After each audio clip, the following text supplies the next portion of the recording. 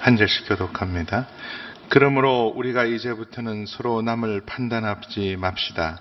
형제 앞에 걸림돌이나 장애물을 두지 않기로 결심하십시오. 주 예수 안에서 알고 확신하는 것은 이것입니다. 무엇이든지 그 자체로 부정한 것은 없고 다만 부정하다고 여기는 그 사람에게만 부정한 것입니다. 만일 음식 문제로 여러분의 형제가 근심하게 되면 그대는 더 이상 사랑을 따라 행하지 않는 것입니다.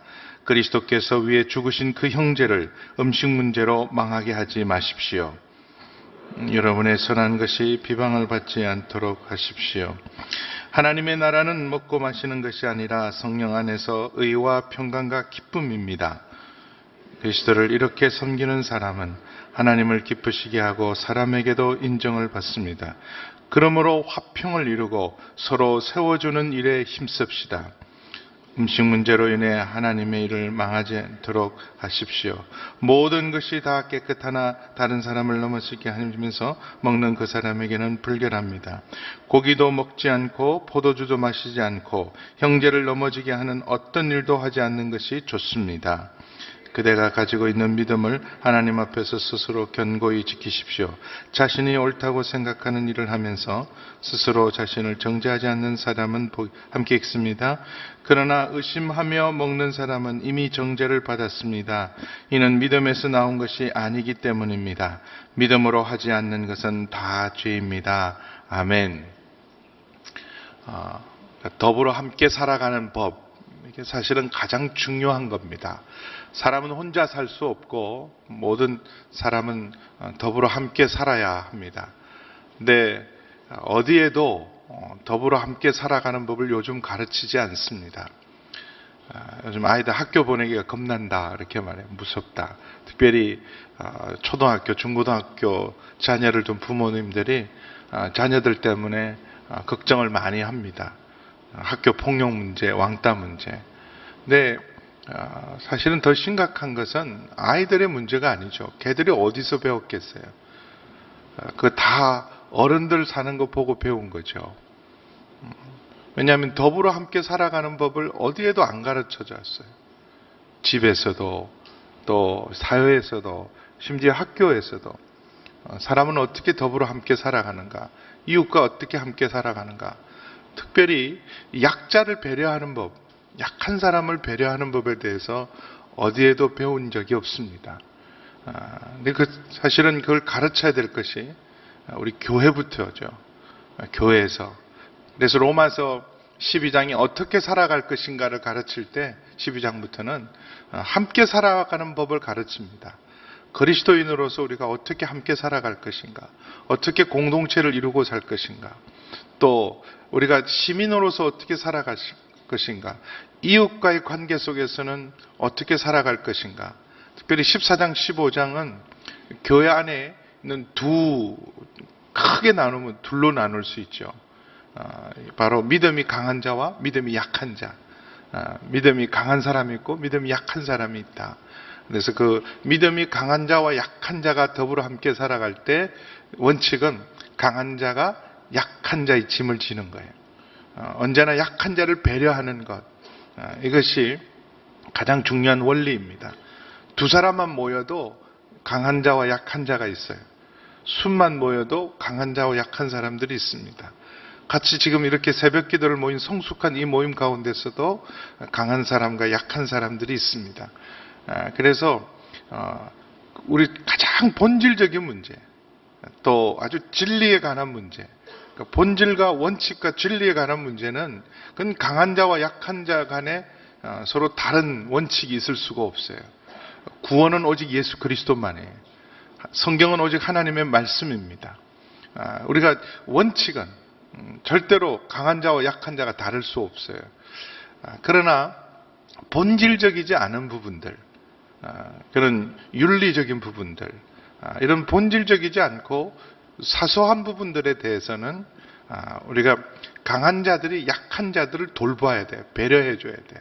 그래서 여기 15절에 보면 특별히 이 강한 자와 약한 자, 초대교회 안에, 로마 교회 안에 가장 큰 문제가 음식 문제였어요. 음식 문제. 특별히 유대인들은 먹어야 될 것과 먹지 말아야 될 것. 레위기에 그 분명히 가르치잖아요. 먹어야 될 것과 먹지 말아야 될 것. 그래서 거룩한 삶을 살기 위해서 구별된 삶. 그 구별된 삶의 첫 번째가 음식 먹는 게 달라야 돼요. 벌써 먹는 것만 봐도 저 사람 다르다. 저 사람은 거룩하고 경건한 사람이다. 그렇죠? 더불어 함께 살아보면 음식 먹는 것만 봐도 알아요. 오래 함께 살면 저 사람 참 탐욕스럽다. 이런 음식 먹는 거 봐. 저 사람은 굉장히 깨끗하고 정갈하게 욕심 없이 소식하는 사람이다. 이렇게 음식만 먹어도 알죠. 근데 특별히 돼지고기 먹는 사람, 아무 음식이나 먹는 사람, 구별된 음식만 먹는 사람. 다니엘이 다른 건 다 양보해도 양보하지 않았던 게 있어요. 먹는 문제. 절대로 하나님이 금하신 것, 하나님이 가정하다고 여긴 것, 하나님이 먹지 말라고 하신 것은 절대로 안 먹는다. 왜냐하면 그게 내 영혼을 지키는 문제라고 생각했습니다. 그래서 특별히 이 먹는 문제가 굉장히 중요했어요. 특별히 초대교회는 공동 식사가 많았습니다. 대부분 가정교회였어요. 이렇게 우리 교회처럼 이렇게 수천 명이 모이고 수만 명이 모이는 이런 교회의 형태가 아니라 대부분 가정교회 형태였어요. 이 가정교회, 우리식으로 말하면 순이 좀 커진 거죠. 그런 교회에서 대부분 공동 식사를 함께 했어요. 그러다 보면 그 식사할 때 믿음이 강한 사람이 가져오는 식사하고 또 믿음이 연약한 사람이 가져오는 식사하고 좀 달랐어요. 돼지고기를 싸서 먹는 사람, 삼겹살 구워 먹는 사람, 그거 보면서 시험 드는 사람, 쉽게 말하면 그런 거예요. 이런 음식 문제 때문에 강한 자와 약한 자의 갈등이 있었어요. 그래서 서로 판단하는 일들이 있었는데 그 판단하는 것, 13절에 판단하지 말라. 그러므로 우리가 이제부터는 서로 남을 판단하지 마십니다. 왜냐하면 심판은 하나님이 하신다. 그건 본질적인 문제가 아니에요. 각자의 믿음에 따라 하나님이 심판하신다. 그래서 어떤 경우에도 우리가 판단하면 안 돼요. 그것 때문에 정죄하거나 그리고 그것 때문에 흠을 잡거나 멸시하거나 어떻게 저런 걸 먹어? 이렇게 예를 들면 저런 음식을 먹나? 어떻게 저런 것도 못 먹나? 그런 거죠. 그리스도 안에서 모든 것이 자유하다. 주께서 깨끗하게 모든 걸 깨끗하게 하셨다.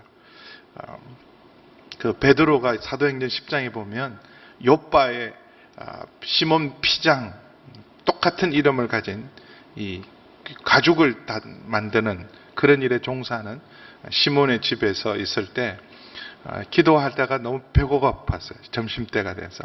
근데 이렇게 환상이 공중에서 이렇게 보자기에 음식이 담겨 있는 이 보자기가 내려오는 환상을 봅니다. 근데 거기 보면 경건한 유대인은 절대로 먹을 수 없는 그런 음식들만 잔뜩 있어요. 그래서 못 먹습니다. 안 먹습니다. 근데 먹어라. 근데 3번이나 먹어라 그래도 베드로가 안 먹습니다 그랬어요.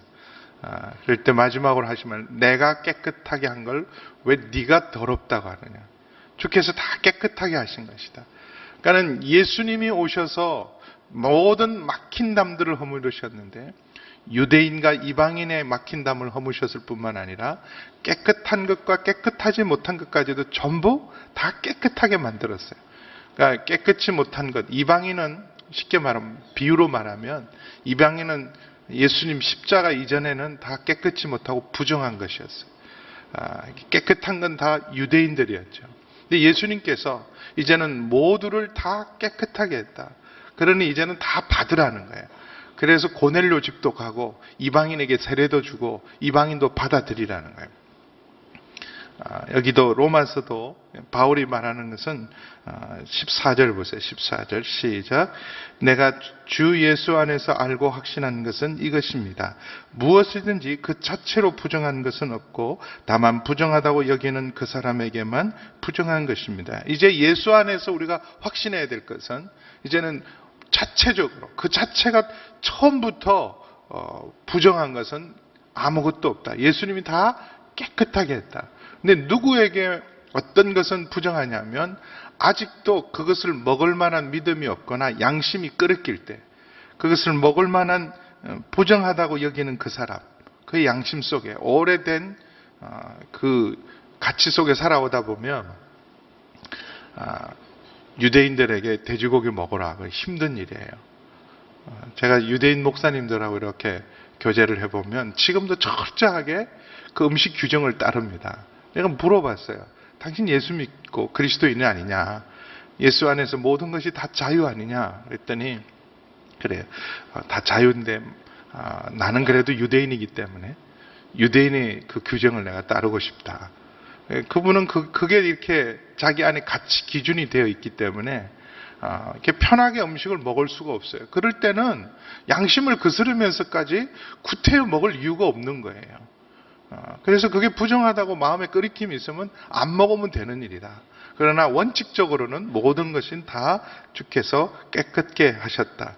그래서 그 내 자유, 무엇이든지 먹을 수 있는 믿음을 가진 사람이 그것 때문에 혹시 그 음식 먹는 걸 보다가 믿음이 연약한 자들이 시험 들거든 그런 것들은 걸림돌이나 장애물이 되기 때문에 형제의 믿음과 행제의 양심을 실족해 하지 않기 위해서 그 음식 치워버려라. 먹지 말라는 거예요.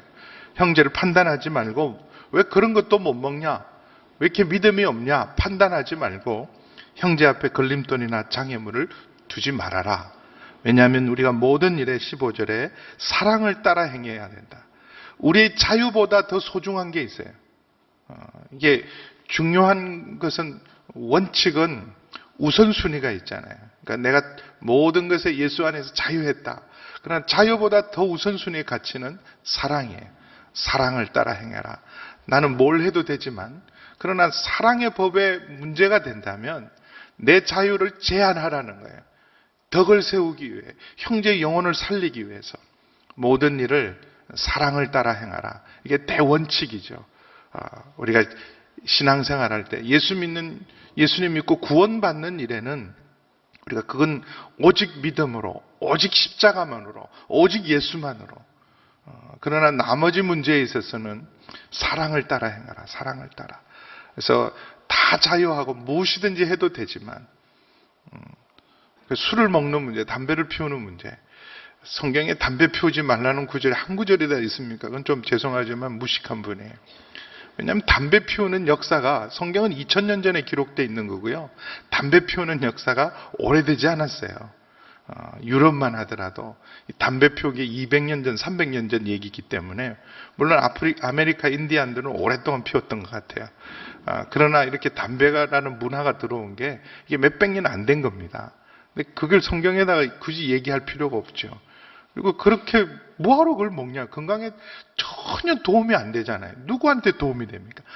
아무 도움도 안 되는 것에 대해서 그런 것을 성경에다가 일일이 기록할 놓을 리가 없지요. 술을 먹어도 됩니까? 안 됩니까? 술 먹지 말라는 구절 한 구절만 있으면 안 먹겠습니다. 성경을 자세히 읽어보세요. 잠언을 보면 술이 얼마나 무서운가를 기록해 놨어요. 그래서 그러나 술을 먹어도 지옥 가는 것은 아니라고 저는 믿어요. 그러니까 여러분이 걸리시는 분은 그렇게 걸려서 생각하시고, 그러나 혹시 만약에 술 먹는 일 때문에 두 가지죠. 우리나라가 얼마나 폐가 망신한 일이 많고 문제가 많았어요. 그러니까 그런 일이면 끊어라.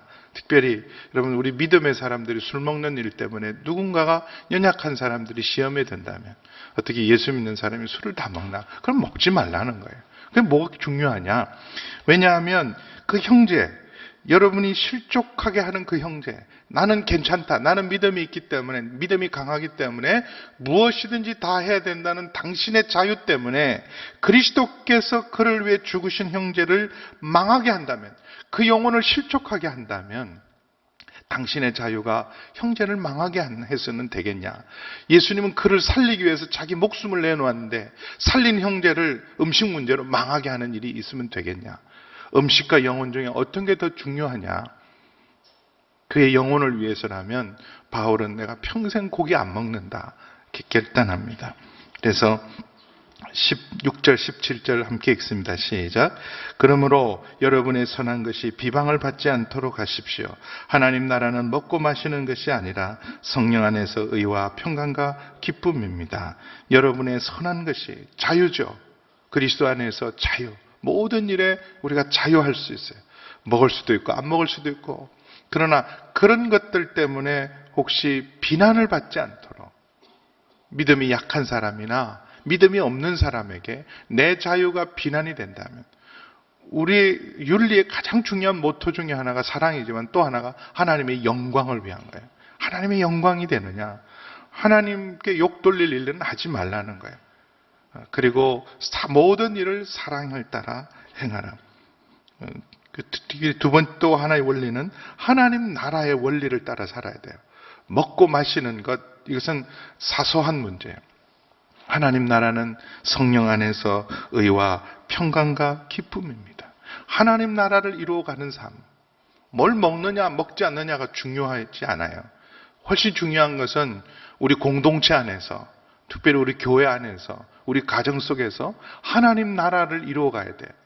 하나님 나라는 이렇게 호화스럽고 그렇게 잘 먹고 잘 사는 게 아니다. 하나님 나라는 성령 안에서 의와 평강과 희락이라.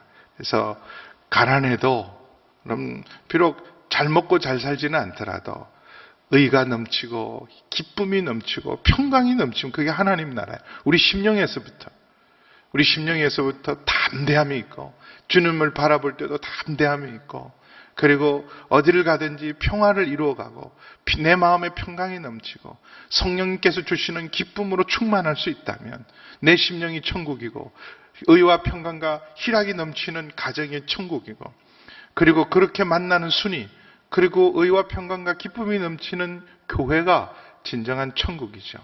그래서 이렇게 먹고 마시는 게 중요하지 않지 않느냐. 의를 이루고 화평을 이루고 서로 기뻐할 수 있는 일, 함께 즐거워하고 함께 울려면 형제를 실족하게 하는 일을 하지 말라 말씀하십니다. 그래서 18절, 19절 함께 읽습니다. 시작. 그리스도를 이렇게 섬기는 사람은 하나님을 기쁘시게 하고 사람에게도 인정을 받습니다. 그러므로 화평을 이루고 서로 세워주는 일에 힘씁시다. 아멘. 그리스도를 이렇게 섬기는 사람, 먹고 마시는 게 중요한 게 아니라 하나님 나라의 의와 평강과 기쁨을 추구하는 사람들은 하나님을 기쁘시게 하고 사람에게도 인정을 받습니다. 이렇게 살아가는 게 가장 잘 사는 거죠. 하나님을 기쁘시게, 사람에게도 인정을 받고 칭찬을 받는 것, 덕을 세워가는 것. 근데 이런 기본적인, 사실은 이렇게 가르치지 않아도 가만 생각해 보면 그냥 알만한 일을 왜 우리가 무시하고 상처를 주고 남을 욕심을 주냐면 다 이기적으로 살아서 그래요. 조금만 남을 생각하고 배려하면, 의자를 앉더라도 다른 사람 생각하고 의자를 앉으면 내 앉는 자리가 달라질 수 있어요. 그리고 주차를 하더라도 주변에 내 차 때문에 다른 사람 주차하는 문제를 그냥 조금만 생각해도 내 주차가 달라질 수 있습니다. 조금 근데 다 자기 생각만 하니까, 자기 편한 거 생각하니까, 나 중심으로 생각하니까. 예수도 잘 믿어요. 하나님도 사랑해요. 선한 양심도 있어요. 근데 그 배려심이 부족하고 언제나 자기 중심적으로 생각하는 습관이 되니까, 이게 언제나 하나님을 기쁘시게, 사람에게도 인정받는 사람, 그것은 먹고 마시는 것이, 이건 사소한 문제고, 정말 성령 안에서 의를 이루고 평화를 이루고 기쁨을 추구하는 것이 하나님이 원하시는 삶이다. 그렇게 하면 우리가 어디든지 화평을 이루고 서로 세워주는 일에 힘쓸 수 있다. 실족케 하는 게, 내 자유 때문에, 내 자유는 어디다 써야 되느냐? 남을 실족케 하는 일에 쓰는 것이 아니라 내가 가진 자유로 사람들을 세워줘야 돼요. 세워주는 일, 섬겨주는 일, 화평을 이루는 일로 쓰임받게 해라. 그래서 세워주는 사람이 돼야지 넘어지게 하는, 음식 문제로 하나님의 일을, 하나님의 공동체를 망하게 하는 사람이 되면 안 된다. 그것 때문에 하나님의 공동체가 비방을 받지 않도록 해라. 분열이 생기지 않도록 해라 말씀하십니다. 계속해서 20절 하반절에 보면 모든 것이 다 깨끗해요. 모든 것이 다 깨끗하다. 다시 한번 14절 말씀을 강조하죠. 다른 사람을 넘어지게 하면서 먹는 그 사람에게는 불결하다. 다 괜찮다. 다 먹을 수 있지만 안 되는 게 뭐냐? 남을 넘어뜨리게 하면서까지 먹는 것은 이미 주께서 자체로 깨끗하고 했다 할지라도 내 형제의 영혼을 넘어지게 하면서 먹는 것은 그건 더러워진 것이다. 그건 먹지 말라는 거예요. 오히려 고기도 먹지 않고 포도주도 마시지 않고 형제를 넘어지게 하는 어떤 일도 하지 않는 것이 아름다운 일이다. 아름다운 일이다. 여러분, 악한 일과 아름다운 일, 형제를 넘어지게 하는 일은 악한 일이에요. 그리고 형제를 세워주는 일들, 형제를 넘어지게 하는 어떤 일도 하지 않는 것이 아름다운 일이다. 그래서 우리의 자유가 형제를 넘어뜨리게 하는 악한 일로 쓰임받는 것, 그건 참된 자유가 아니죠. 오히려 우리에게 주어진 모든 걸 먹을 수 있고 모든 걸 할 수 있는 그 자유를 가지고 오히려 내가 형제를 세워주는 일로 넘어지지 않게 하는 것이 아름답습니다. 22절 함께 읽습니다. 시작. 그대가 가지고 있는 믿음을 하나님 앞에서 스스로 견고하게 지키십시오. 자신이 옳다고 생각하는 일을 하면서 스스로 자신을 정죄하지 않는 사람은 복이 있습니다. 그대가 가지고 있는 믿음을 하나님 앞에 스스로 견고히 지키십시오. 오직 이런 뭘 하느냐 마느냐, 먹느냐 마느냐는 하나님 앞에서 그냥 개인적인 확신으로 살아. 남을 그것 가지고 판단하지 말라는 거예요. 하나님 앞에 1대1로 내가 다니엘처럼 이건 먹지 않겠다. 아무리 자유지만 그래도 내 신앙 양심을 위해서 스스로 하나님 앞에서 세워놓은 자기의 믿음대로 살아라 하는 거예요. 안 하겠다 그러면 안 하는 거예요. 금식하겠다 그러면 금식하고, 이건 내가 먹겠다 그러면 그걸 하나님 앞에 결단한 대로 살지, 그걸로 형제를 넘어지게 하거나 혹시 그것 때문에 공동체를 넘어뜨리게 하는 일을 하면 안 된다. 자신이 옳다고 생각하는 일을 하면서 스스로 자신을 정죄하지 않는 사람은 복이 있습니다. 이런 모든 것이 괜찮다 그런데도 끄리끼면 스스로를 정죄하는 거죠. 근데 믿음이 강한 사람은 괜찮다는 걸 하면서도 자신이 끄리끼지 않아요. 스스로를 정죄하지 않지만, 그러나 의심하고 먹는 사람이 있어요. 괜찮다 그랬는데도 먹으면서 꺼림칙한 거예요. 그런 걸 하지 말라는 거예요. 오늘 마지막은 이거죠. 형제를 넘어지게 하는 일도 하지 말고 네 자신의 양심을 끄리끼게 하는 일도 하지 마라. 그게 뭐 중요하냐는 거예요. 먹고 안 먹고가. 그렇기 때문에 내 양심에 문제가 있고 내 신앙 양심이 끄리낀다면 그걸 하지 않는 것, 그것이 진정한 옳은 일이다. 그래서 23절 같이 읽습니다. 시작. 그러나 의심하며 먹는 사람은 이미 정죄를 받았습니다. 이는 믿음에서 나온 것이 아니기 때문입니다. 믿음으로 하지 않는 것은 다 죄입니다. 먹어도 괜찮은데 의심이 들고 내 양심을 거스르면서 하는 일은 그건 스스로 죄를 만드는 일이에요. 그런 거는 하지 말라는 거예요. 성경에 꼭 기록되어 있지 않더라도, 문자적으로 십계명처럼 규정되어 있지 않더라도 그것이 내 영혼을 거스르는 일이고 내 양심을 거스르는 일이라면, 양심에 가책을 생기고 내가 담대하지 못한 일은 그 어떤 일도 하지 않는 것, 그것이 그리스도 안에서 진정한 자유다. 그래서 오늘 가장 중요한 말씀 중에 하나는 화평을 이루고 서로 세워주는 일에 힘쓰십시오. 무슨 일을 하든지 화평을 이루고 함께 즐거워하고 함께 울고 함께 세워주는 일들. 내 자유로 다른 형제를 망하게 하거나 내가 가지고 있는 자유로 내 스스로의 신앙 양심을 망하게 한다면 그것은 악한 일이고 아름다운 일이 아닙니다. 하나님 앞에 담대함을 가지고 무엇이든지 구하십시오. 그러면 하나님이 들으시고 응답하실 줄 믿습니다. 함께 기도하시겠습니다. 그러니까 더불어 함께 살아가는 것, 함께 즐거워하고 함께 울기 위해서 하나님 무엇보다도 강한 자가 약한 자의 짐을 지게 하여 주시옵소서.